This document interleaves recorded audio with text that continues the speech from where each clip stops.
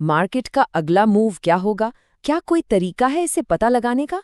देखिए, यही वो सवाल है जिसका जवाब इन्वेस्टर्स और ट्रेडर्स हमेशा से ढूंढते आए हैं। कुछ लोग मानते हैं कि एक साइंस है जिसके नियम हैं, पैटर्न है, और दूसरी तरफ वो हैं जो कहते हैं कि ये सब चाय की पत्तियां पढ़ने जैसा है, बस किस्मत का खेल।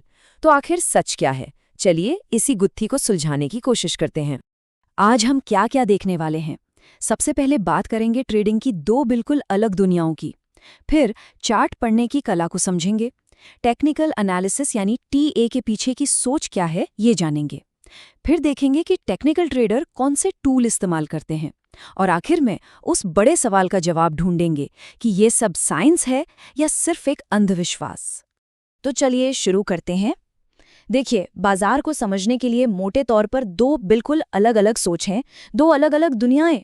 एक दुनिया है फंडामेंटल एनालिसिस की। यहाँ लोग कंपनी की जड़ तक जाते हैं, उसकी बैलेंस शीट देखते हैं, कमाई कितनी है, उसकी असली कीमत क्या होनी चाहिए। ये लॉन्ग टर्म इन्वेस्टर्स का तरीका है। और फिर एक बिल्कुल अलग दुनिया है टेक्निकल एनालिसिस की। ये लोग कंपनी की फिक्र नहीं करते, उनके लिए सब कुछ बस एक चीज़ है, प्राइस चार्ट। इनका मानना है कि अगर बाजार के मूड को, उसकी साइकोलॉजी को पकड़ लिया तो शॉर्ट टर्म में पैसा बनाया जा सकता है।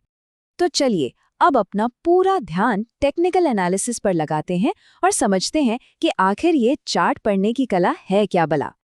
बहुत सीधे शब्दों में कहे तो टेक्निकल एनालिसिस का मतलब है पुराने प्राइस चार्ट और मार्केट डेटा को स्टडी करना, ताकि ये अंदाजा लगाया जा सके कि आगे कीमत किस तरफ जा सकती है। मतलब ये मार्केट के इमोशंस को आंकड़ों में पढ़ने की एक कोशिश है। और इसकी शुरुआत होती है सबसे बेसिक चीज से, लाइन चार्ट से। ये कुछ नहीं, बस एक समय के दौरान हर दिन के क्लोजिंग प्राइस को जोड़ने वाली एक लाइन है। इससे ट्रेंड का एक मोटा मोटा आइडिया मिल जाता है कि बाजार ऊपर जा रहा है या नीचे। अब थोड़ा और गहराई में उतरते हैं, बार चार्ट की तरफ। ये हमें लाइन चार्ट से कहीं ज्यादा बताता है। हर एक बार हमें उस दिन का ओपनिंग प्राइस, दिन का सबसे ऊंचा प्राइस, सबसे नीचा प्राइस और क्लोजिंग प्राइस, ये चारों जरूरी बातें एक साथ दिखा देता है। और अब आते हैं कैंडलस्टिक चार्ट्स पर, जो ट्रेडर्स के बीच बहुत पॉपुलर है।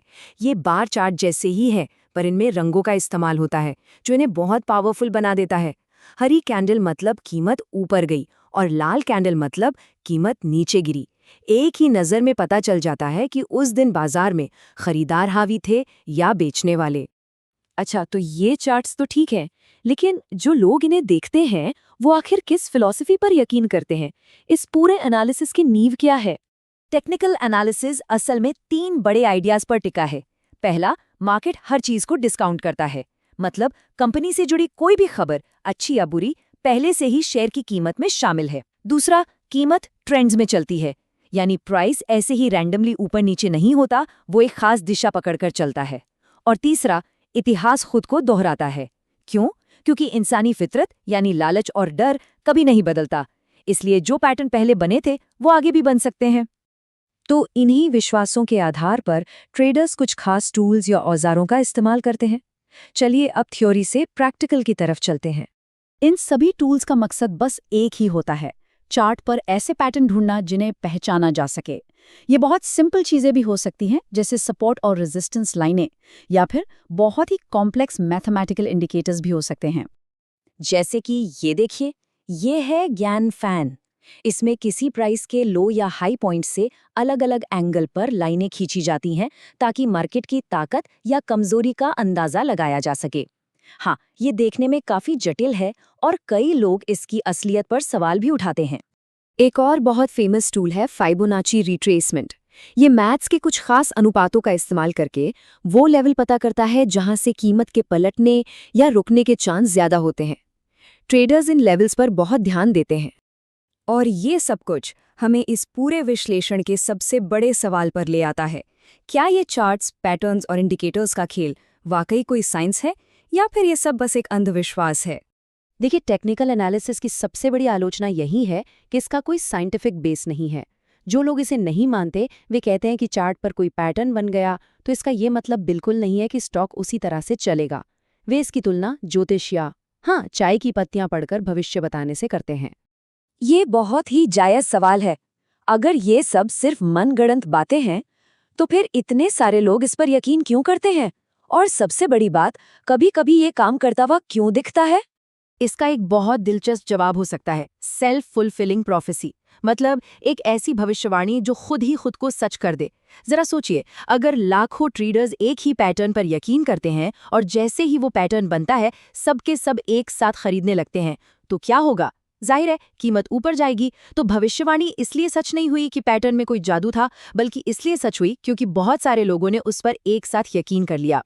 आखिर में बहुत से स्मार्ट निवेशक एक बीच का रास्ता अपनाते हैं। वो क्या खरीदना है, यानी एक अच्छी कंपनी चुनने के लिए फंडामेंटल एनालिसिस का इस्तेमाल करते हैं, और फिर कब खरीदना है, यानी मार्केट में एंट्री का सही टाइम पता करने के लिए टेक्निकल एनालिसिस का सहारा लेते हैं। तो ये पूरी बात हमें एक बहुत गहरे सवाल पर लाकर छोड़ देती है, क्या बाजार सिर्फ लॉजिक और फैक्ट्स पर चलता है, या ये हमारे सामूहिक विश्वास और डर का एक बहुत बड़ा मैदान है? अगर काफी सारे लोग किसी पैटर्न को सच मान लें, तो क्या उनका वो विश्वास ही मार्केट में एक नई हकीकत नहीं बना देता? सोचने वाली बात है ना?